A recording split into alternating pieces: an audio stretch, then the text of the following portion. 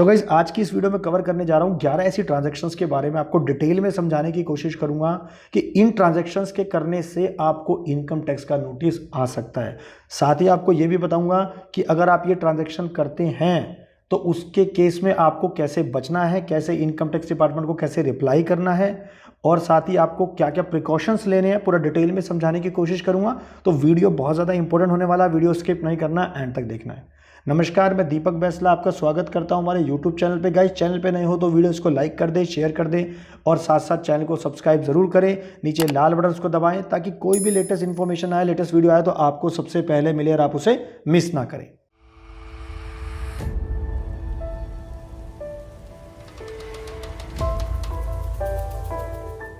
तो दोस्तों, आपको बताने जा रहा हूं 11 ऐसी ट्रांजैक्शन जिनको हम स्पेसिफाइड फाइनेंशियल ट्रांजैक्शन यानी कि एसएफटी ट्रांजैक्शंस कहते हैं, या हाई वैल्यू ट्रांजैक्शंस भी इनको कहा जाता है। तो पूरा डिटेल में दोस्तों इनको बताऊंगा, और साथ ही आपको एक मैं पिक्चर दिखा देता हूं। अगर आप इस पिक्चर में ध्यान से देख पा रहे हैं, इस स्क्रीनशॉट के अंदर आप देख पा रहे हैं कि ये मेरी ट्रांजैक्शन है जिसको हम एसएफटी कहते हैं, स्पेसिफाइड फाइनेंशियल ट्रांजैक्शन है। दोस्तों, ये टेक्निकल लैंग्वेज में लिखी हुई है। ये हमारा फॉर्म 26A से मैंने निकाल के आपको दिखाई है, क्योंकि हर किसी के 26A के फॉर्म में ये सारी इन्फॉर्मेशन होती है। अगर आप अपना फॉर्म 26A भी देखेंगे तो उसमें भी ये जो 4th पॉइंट होता है टाइप ऑफ ट्रांजैक्शन का, उसमें एसएफटी मेंशन होता है। तो आपको टेक्निकल ना समझा के बिल्कुल सरल भाषा में समझाऊंगा। तो सबसे पहले मैं बात करता हूं पहली ट्रांजैक्शन की। अगर आप कैश डिपॉजिट या कैश विड्रॉल करते हैं अपने सेविंग बैंक अकाउंट से, चाहे एक बैंक अकाउंट से करते हैं या मल्टीपल सेविंग बैंक अकाउंट से करते हैं, आप विड्रॉ करते हैं, डिपॉजिट करते हैं 10 लाख के बराबर या उससे ज़्यादा का कैश एक फाइनेंशियल ईयर में। दोस्तों, चाहे आप एग्रीगेट कर रहे हो या तो आप टोटल मिला के 10 लाख कर रहे हो या एक बारी में 10 लाख कर रहे हो, तो उस केस में बैंक जो होता है, इन तरह के जो भी अकाउंट्स होते हैं जिसमें इस तरह की ट्रांजैक्शन होती है, जिसमें 10 लाख से ज़्यादा का कैश विड्रॉ हुआ है या 10 लाख से ज़्यादा का कैश जमा हुआ है, तो बैंक उन सारे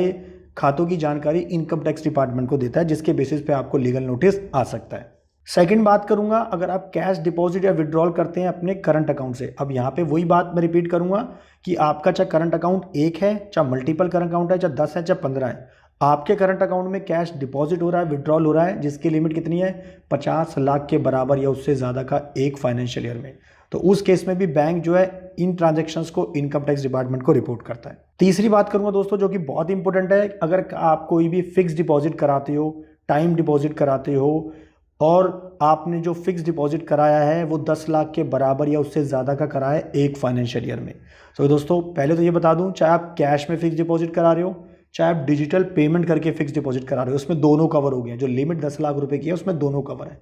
और उस केस में जो है बैंक हो गया या पोस्ट ऑफिस हो गया या कोई भी एनबीएफसी जहाँ पे अपना फिक्स डिपॉजिट का खाता है, यानी कि आपने आरडी अकाउंट खुलवा रखा है, वहाँ पे बैंक, पोस्ट ऑफिस, एनबीएफसी या कोई भी इंस्टीट्यूशन, वो सारे के सारे जो है इनकम टैक्स डिपार्टमेंट को रिपोर्ट करते हैं यहाँ पे जानकारी सारी। अब चौथी मैं बात करूँगा दोस्तों, बहुत इंपॉर्टेंट ट्रांजैक्शन है। अगर आप क्रेडिट कार्ड की पेमेंट करते हैं कैश में,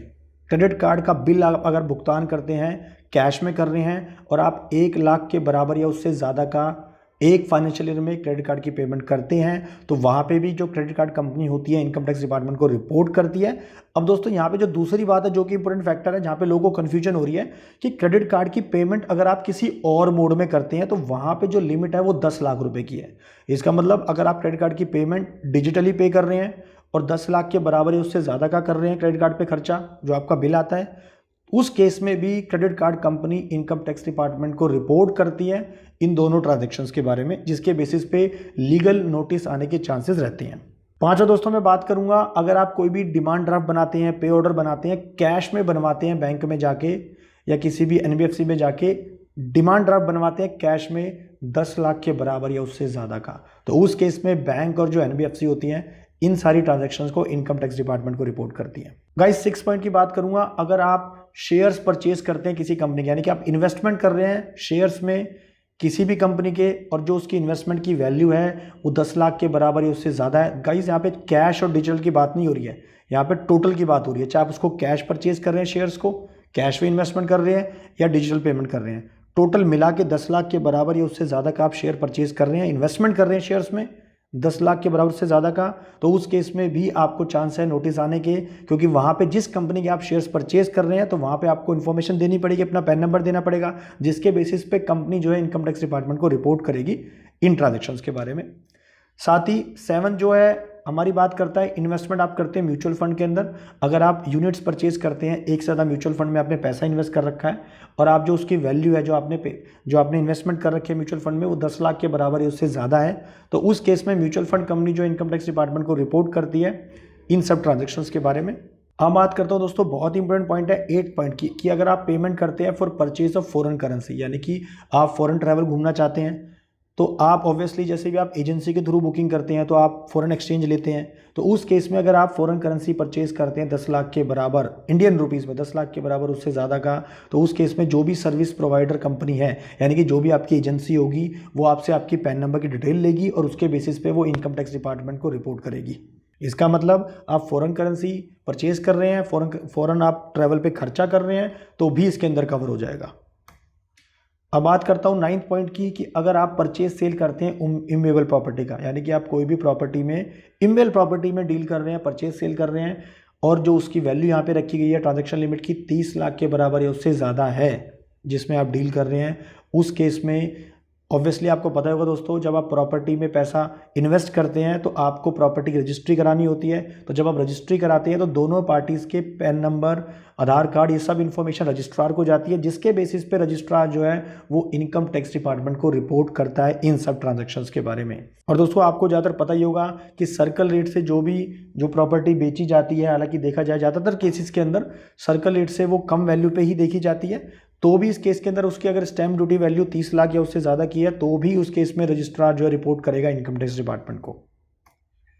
अगर मैं 10th पॉइंट की बात करूं, कैश पेमेंट आप करते हैं परचेज सेल करने के लिए गुड्स और सर्विसेज। एग्जांपल के तौर पे अगर मान लो आपने किसी से गोल्ड परचेज करा, आपने किसी कंपनी से गोल्ड लिया, जैसे ज्वेलर्स होते हैं, आपने गोल्ड ले लिया 2 लाख से ज़्यादा का, आपने उसकी जो पेमेंट है वो कैश में करी 2 लाख से ज़्यादा की, तो उस केस में वो आपका पैन नंबर मांगेगा ज्वेलर जो है, और उसके बेसिस पे वो कंपनी जो है वो जो इसकी जानकारी है वो इनकम टैक्स डिपार्टमेंट को रिपोर्ट कर देगी। या मैं कह सकता हूँ, आप मान लो कोई भी गाड़ी परचेज कर रहे हो, गाड़ी परचेज करते वक्त आपने कैश पे कर दिया 2 लाख से ज़्यादा का, तो वहाँ पे जो गाड़ी वाली कंपनी होगी वो इनकम टैक्स डिपार्टमेंट को रिपोर्ट कर देगी सारी जानकारी। यहाँ पे जो बात हो रही है कैश पेमेंट की बात हो रही है दोस्तों, और 2 लाख से ज़्यादा की बात हो रही है, 2 लाख के बराबर की बात नहीं हो रही, 2 लाख से ज़्यादा, 2 लाख से ज़्यादा का आप कैश पेमेंट करते हैं परचेज सेल करने के लिए गुड्स और सर्विसेज को। लास्ट पॉइंट की बात करता हूं जो कि बहुत ही इंपॉर्टेंट है, कि अगर आप इन्वेस्टमेंट कर रहे हैं बॉन्ड्स और डिबेंचर में किसी की कंपनी की, तो वहां पे भी जो लिमिट रखी गई है 10 लाख के बराबर या उससे ज़्यादा रखी गई है, तो उस केस में जिस कंपनी के आप डिबेंचर और बॉन्ड्स खरीद रहे हैं, जिस इंस्टीट्यूशन के आप खरीद रहे हैं, तो वो जो कंपनी और इंस्टीट्यूशन है वो रिपोर्ट कर देगा इनकम टैक्स डिपार्टमेंट को। सो गाइज आपको ध्यान रखना है कि जब आप इस तरह की ट्रांजेक्शन्स करते हैं तो मेरी यहाँ पे जो प्रॉब्लम आएगी वो क्या आने वाली है, कि आपका सोर्स ऑफ इनकम क्या है। मुद्दा ये नहीं है कि आपने ये ट्रांजेक्शन्स कर दी, आपने हाई वैल्यू ट्रांजेक्शन कर दी, आप कर सकते हो, आपको कोई नहीं रोक सकता, आप जितनी चाहे ट्रांजेक्शन कर सकते हो। आप भाई प्रॉपर्टी परचेज करना चाहते हो 40 लाख की खरीद सकते हो ऑब्वियसली, आप शेयर्स में 15 लाख लगाना चाहते हो, म्यूचुअल फंड में इन्वेस्टमेंट करना चाहते हो 10 लाख से ऊपर, कैश पेमेंट करना चाहते हो, गाइज आप कर सकते हो। लेकिन यहाँ पे जो क्वेश्चन आता है सबसे बड़ा जो प्रॉब्लम होती है कि आपसे आपका सोर्स ऑफ इनकम पूछा जाएगा। कल को अगर आपको नोटिस आता है तो उस केस में आपके पास जो यहाँ पे क्वेश्चन पूछा जाएगा कि भाई आपके पास अगर ये खर्चा आपने किया है, आपने पेमेंट करी है, आपने इन्वेस्टमेंट करी है, तो ये पैसा आपके पास आया कहाँ से, जो कि आपके रेलेवेंट सोर्स ऑफ इनकम से होना चाहिए, जेन्युइन सोर्स ऑफ इनकम से होना चाहिए, और साथ ही आपने उसको जो पुरानी अपनी इनकम टैक्स रिटर्न है उसमें जरूर शो कर रखा हो। तो दोस्तों ये आपने बिल्कुल ध्यान रखना है कि आप अपनी income tax return properly file करें और उसके अंदर जितनी भी आप ट्रांजेक्शन्स करते हैं उन सबको मेंशन करें, जिसके बेसिस पे आप इजीली कल को अगर रिप्लाई करना हो इनकम टैक्स डिपार्टमेंट को तो उसको आप आराम से कर सकते हैं, और जिसके केस में आपके पास पूरे प्रॉपर जो डॉक्यूमेंट्स का प्रूफ भी होना चाहिए। आशा करता हूँ वीडियो आपको पसंद आई होगी। अगर आपको इस वीडियो से कुछ भी क्वेरी है, कुछ भी सजेशन है, तो आप नीचे कमेंट बॉक्स में डाल सकते हैं, हमारी टीम आप तक पहुंचकर इसका रिप्लाई करेगी। और दोस्तों इस वीडियो ने आपको कुछ ना कुछ एक सॉल्यूशन प्रोवाइड किया होगा, कुछ ना कुछ एक इन्फॉर्मेशन दी होगी, इसलिए दोस्तों इस वीडियो को हमारी लाइक कर दें, शेयर कर दें और चैनल को सब्सक्राइब जरूर करें। नीचे लाल बटन उसको दबाएं ताकि ऐसे ही लेटेस्ट इन्फॉर्मेशन आपको टाइम पे मिलती रहे। Thank you.